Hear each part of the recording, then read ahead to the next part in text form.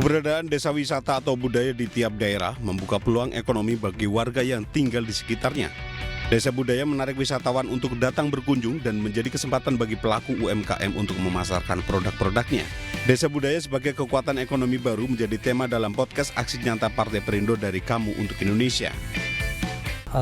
Di Purwakarta kan ada pertaniannya, ada perikanannya, terus juga ada UMKM dan wisatanya. Nah itu tuh. Nah, jadi kita kan saling bersangkut pautan dengan hal wisatanya. Misal UMKM dia menciptakan produk, makanan dan lain sebagainya untuk nanti dipasarkan di wisata tersebut. Partai Perindo dengan program mensejahterakan masyarakat menggerakkan roda perekonomian warga dengan menghidupkan desa wisata atau budaya. Tim Liputan iNews melaporkan. Pemirsa, pemain Timnas Indonesia U20 berbagi pita hitam di redaksi iNews Jakarta. Pita hitam sebagai simbol duka setelah Indonesia gagal menjadi tuan rumah Piala Dunia U20.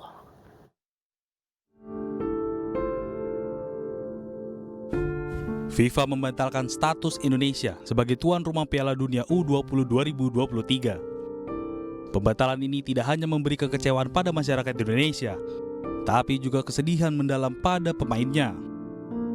Kesedihan mendalam ini ditunjukkan pada 3 pemain U20 saat berkunjung ke redaksi iNews Jakarta. 3 pemain timnas U20, Hugo Samir, Rabani, dan Kadek Arel berbagi pita hitam di ruang redaksi sebagai simbol duka batalnya Piala Dunia U20 2023 digelar di Indonesia.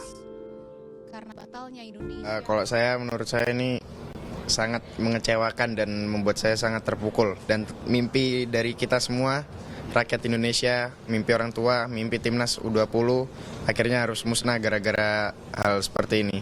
Itu sih. Untuk saya ya pastinya saya sangat kecewa, rekan-rekan juga pastinya sangat sedih. Kita juga, tapi semua akan baik-baik saja. Tetap bermimpi semoga lebih baik ke depannya. Usai perjuangan panjang, Indonesia akhirnya gagal menjadi tuan rumah Piala Dunia U20 2023. Dengan demikian, Timnas Indonesia U20 otomatis tidak ambil bagian dalam kompetisi tersebut karena kehilangan tiket jatah lolos lewat jalur tuan rumah. PT PLN Persero sebagai salah satu pemegang saham Indonesia Battery Corporation atau IBC memberi kemudahan bagi pengendara motor listrik dengan standarisasi perangkat baterai. Dukungan tercermin dengan penandatanganan MOU antara IBC dengan 3 manufaktur motor listrik.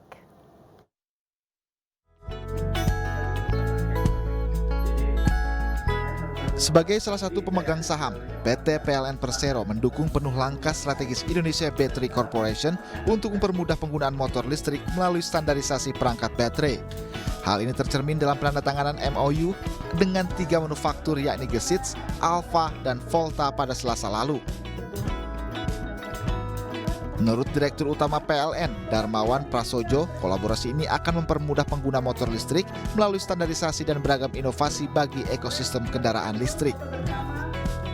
Integrasi pada produsen motor listrik memberi kemudahan bagi pelanggan sehingga tak perlu khawatir untuk penukaran baterai karena memiliki standar yang sama. Nah, untuk itulah kerjasama kali ini ada beberapa hal yang kita lihat adalah satu. Dengan adanya kerjasama ini, nanti baterai dari berbagai pabrikan ini bisa interchangeable.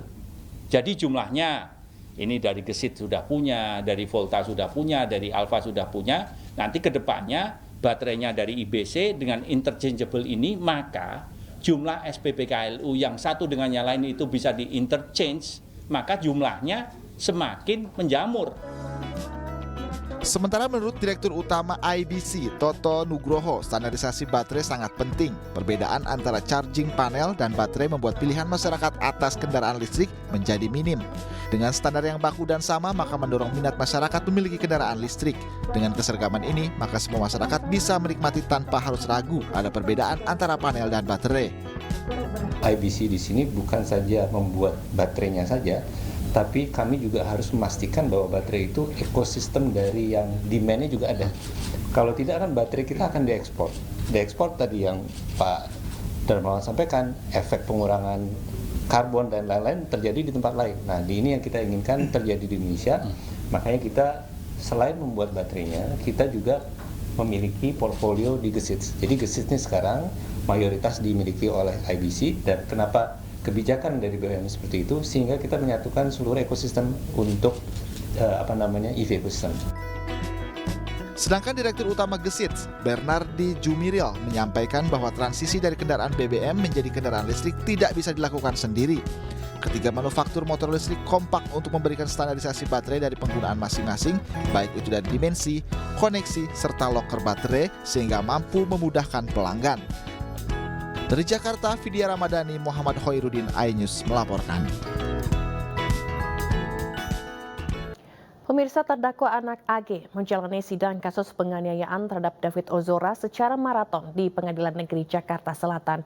Persidangan diharapkan selesai sebelum masa tahanan AG berakhir.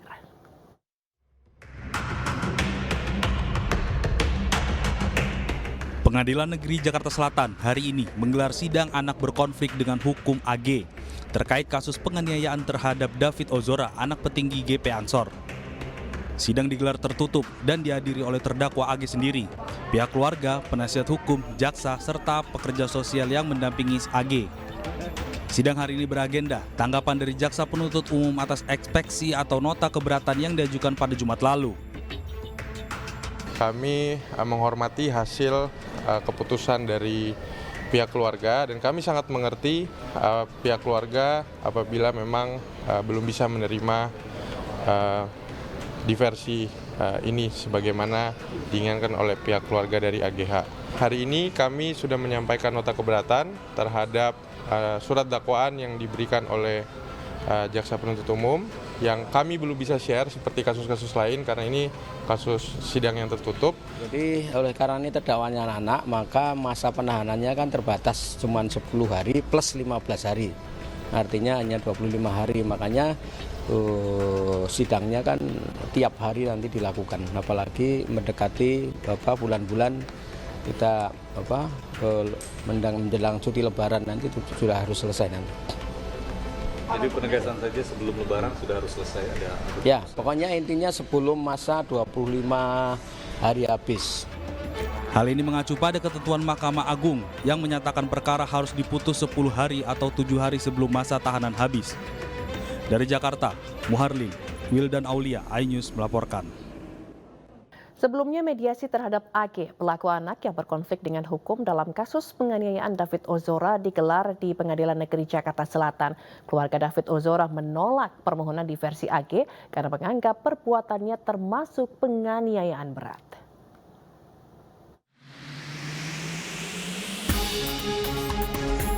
Mediasi antara pihak David Ozora dan pihak pelaku anak AG berlangsung secara tertutup di Pengadilan Negeri Jakarta Selatan. Musyawarah ini berlangsung selama 30 menit dimulai pada pukul 10 Rabu pagi. AG yang berstatus sebagai pelaku anak yang berkonflik dengan hukum didampingi oleh keluarga dan kuasa hukumnya. Sementara pihak korban, David Ozora, diwakilkan oleh kuasa hukum dan kerabatnya. Diversi AG ditolak oleh keluarga David Ozora karena menilai perbuatan AG masuk dalam kategori penganiayaan berat. Tapi intinya tadi bahwa proses diversi sudah ditolak. Kenapa alasannya ditolak dari pihak keluarga? Karena seperti yang teman-teman ketahui sampai sekarang pun sudah sebulan lebih David masih berada di rumah sakit dan di ICU. Dan kondisinya juga memang ini sudah menjadi sudah merupakan penganiayaan berat ya.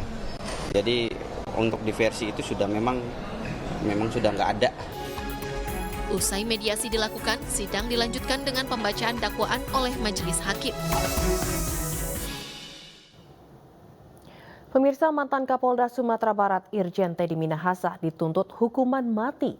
Jaksa penuntut umum menilai Teddy bersalah terkait kasus tukar barang bukti sabu dengan tawas.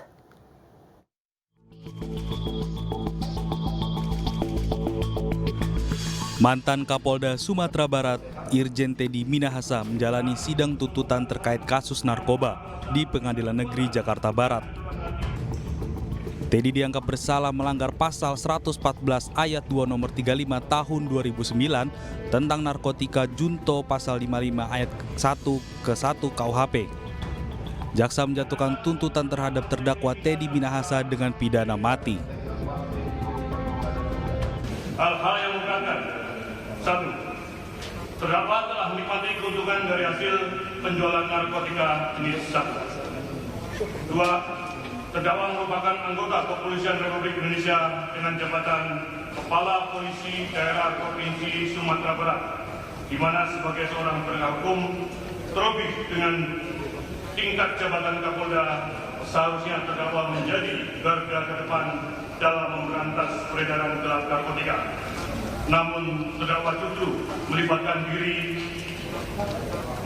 dirinya dan anak buahnya dengan memanfaatkan jabatannya dalam peredaran gelap narkotika, sehingga sangat kontradiksi dengan tugas dan tanggung jawab sebagai Kapolda dan tidak mencerminkan sebagai seorang aparat penegak hukum yang baik dan mengayomi masyarakat. 3. Perbuatan terdakwa telah merusak kepercayaan publik kepada institusi Kepolisian Republik Indonesia yang anggotanya kurang lebih 400.000 personil. 4. Perbuatan terdakwa telah merusak nama baik institusi Kepolisian Republik Indonesia. 5. Terdakwa tidak mengakui pada perbuatannya. 6. Terdakwa menyangkal dan berbuat dari perbuatannya dan berbelit-belit dalam memberikan keterangan. 7. Perbuatan terdakwa sebagai Kapolda telah mengkhianati perintah Presiden dalam penegakan hukum dan pemberantasan peredaran gelap narkotika. Terdakwa Teddy Minahasa Putra bin Haji Abu Bakar dengan pidana mati. Dengan perintah terdakwa tetap ditahan. Usai dijatuhi tuntutan hukuman pidana mati oleh Jaksa Penuntut Umum, tim kuasa hukum Teddy Minahasa menyiapkan lembaga pledoi atau upaya pembelaan. Pledoi difokuskan pada pelanggaran hukum acara yang serius. Kalau dari segi hukum acara, bahwa memang surat dakwaan batal demi hukum, harus diulangi lagi kalau mau, ya. Dan itu nanti itu strategi yang kita terapkan dan jangan lupa ini kasus sampai banding, kasasi, PK, dan mungkin kalau di tingkat pengadilan negeri biasanya tekanan publik itu lebih banyak dibandingkan dengan apabila sudah banding kasasi PK. Jadi kita mengatakan bahwa pledoi kita nanti akan terutama fokus ke arah pelanggaran hukum acara yang serius. Teddy Minahasa sebelumnya didakwakan bersama-sama dengan bawahannya Dodi Prawira Negara menawarkan, membeli, menjual, dan menjadi perantara narkotika golongan 1 bukan tanaman jenis sabu hasil barang sitaan yang beratnya lebih dari 5 gram. Sabu yang diperjualbelikan itu disebut berasal dari barang bukti kasus narkoba yang disisihkan lalu diganti tawas.